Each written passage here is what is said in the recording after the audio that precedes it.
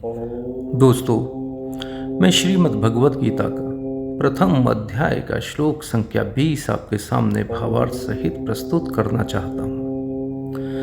अर्जुन उवाच अतः व्यवस्थितान् दृष्टां धार्तराष्ट्रान् कपिध्वजाः प्रवर्ते शस्त्रसम्पाते धनुरुदम्य पांडवः।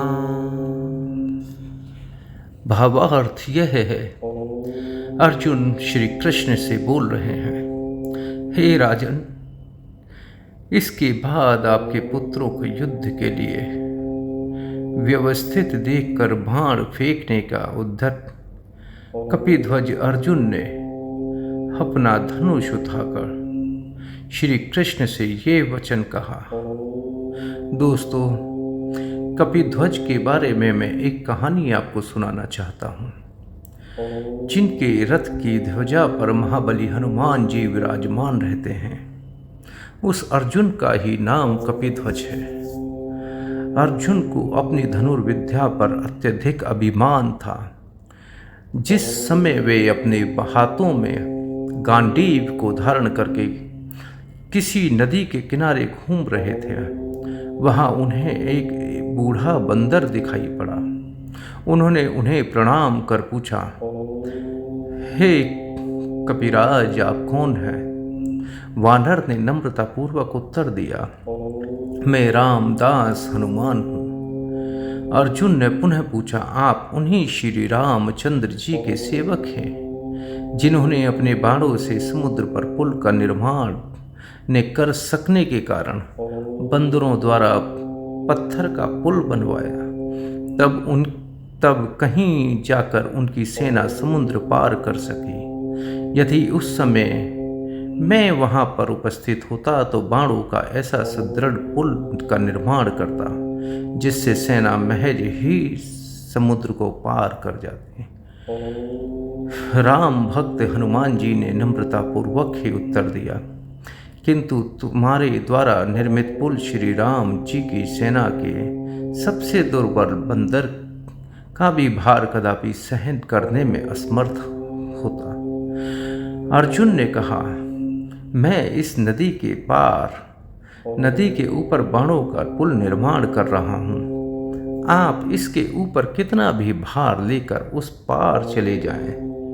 हनुमान जी ने विराट रूप धारण कर हिमालय की ओर छलांग लगाई एवं रोम रोम में बड़े बड़े पत्थरों को धारण कर जो ही प्रथम चरण पुल के ऊपर रखा, पुल चरमरा उठा, किंतु आश्चर्य की बात कि पुल टूटा नहीं। अर्जुन डर के कांप उठे। उन्होंने अपने आराध्य देव श्री कृष्ण का स्मरण किया। प्रभु, पांडवों की लज्जा आपके हाथों में है।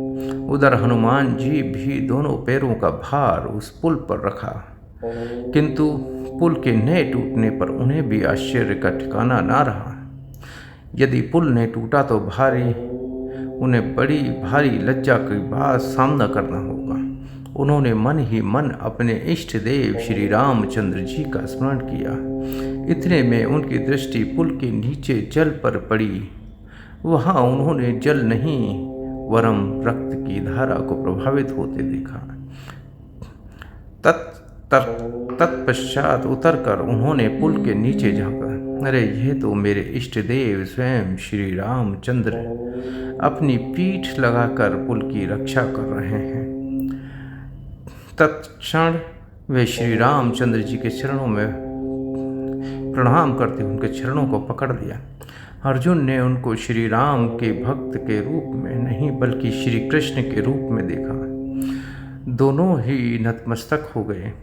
उनके इष्ट देव ने कहा, मेरे दोनों ही स्वरूपों में कुछ भी अंतर नहीं है। मैं कृष्ण भी हूँ, मैं मर्यादा पुरुषोत्तम श्री राम भी हूँ।